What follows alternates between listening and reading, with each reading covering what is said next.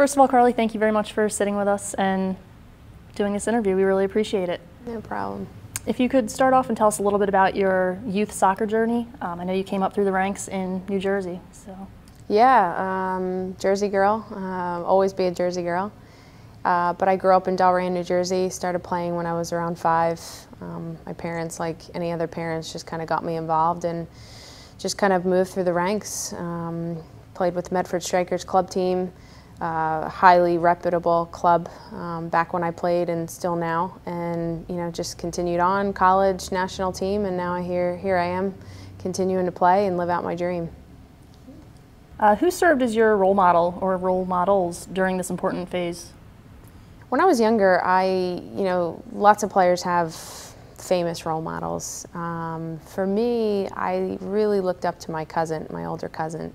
She was an amazing athlete, played soccer, basketball, and I wanted to be her. And we're 5 years apart. Her name's Jamie. I also looked up to Michael Jordan as well, Michelle Akers, who played on this team. But I knew that I definitely wanted to be a part of this. You mentioned Michelle Akers. Is that part of the reason behind your jersey number?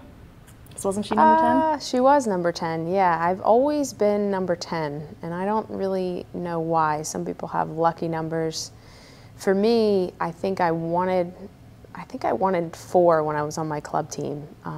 4 was taken, and 10 was my next choice. And I've always watched soccer as a young kid, and you always notice, some of the great players have worn that number 10 jersey, and I'm like, oh wow, that's pretty cool. From that point on, it just stuck, and Allie Wagner had 10 prior to me coming on the team, and once she retired, I was able to scoop it up. At what point did you believe that you could not only become a professional player, but a U.S. international player? I think for so many years I had a lot of coaches, through youth, through college, telling me that I can play on this team. And I think for me the biggest thing was not believing in myself, not really understanding, how I need to become a professional. It's 24/7, it's around the clock. And in order to be the best, you have to train all day long. It's got to be your #1 focus. So I think when I first met my trainer, James Galanis, about 10 years ago, he instilled that in me, and he made me believe. I saw results training with him, working with him, and we've formed a great partnership and friendship over the years. You mentioned college. During your time at Rutgers, you also represented the U.S. with the U21 team. How difficult is it to learn to adapt to different coaches in 2 completely different situations? You have the college program, you have an international program. I think it's hard. I think I've definitely grown as a player and matured both on and off the field. Looking back at so many coaches that I've played for, you have to give the coaches a reason to never take you off the field. I think that that's what I've learned the most. It's not the coach's fault. It's not your teammates' fault.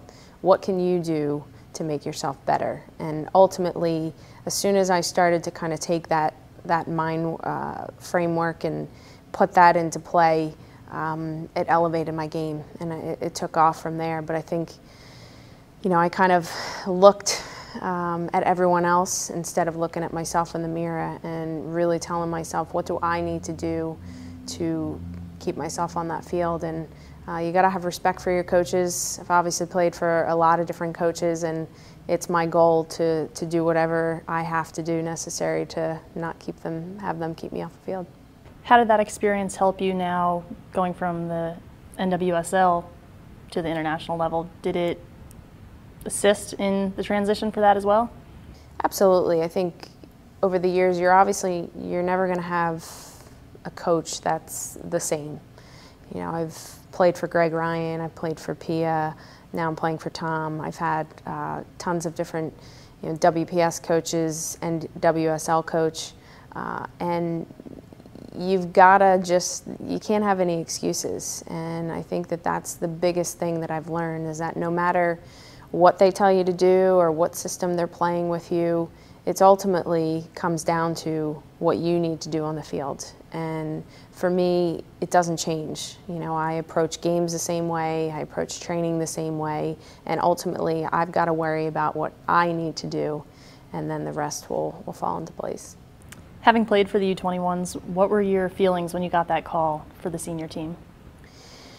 Well, I was on the under-21 national team for, I think, 4 years, all through college, and I was an overage player, and I found myself having a tough time, kind of on the brink of quitting during that period, not a true starter on the team.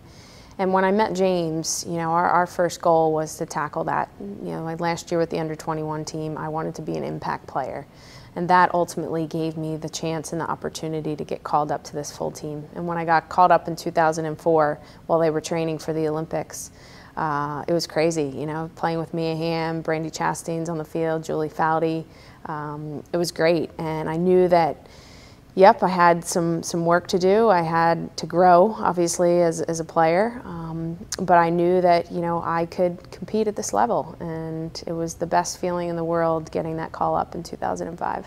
And your first cap was against Ukraine in 2005. What are your top memories from that first appearance? Well, I remember being super nervous. You know, obviously, it was the first time that, you know, I had the name on the back of my jersey, national anthem being sung, walking out into a huge crowd of people. I wasn't sure if I was going to get in. I know all my friends and family back home were watching on TV. And when I got that call up, I remember I played probably 15 minutes or so.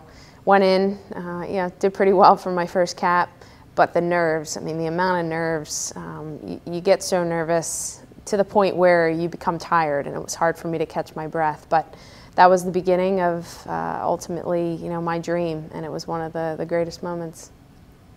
Were those 15 minutes the fastest 15 minutes of your life, or did it seem like it took forever? They were pretty fast, and it was pretty intense. And I remember it was Tiffany Mulbert, one of her big games.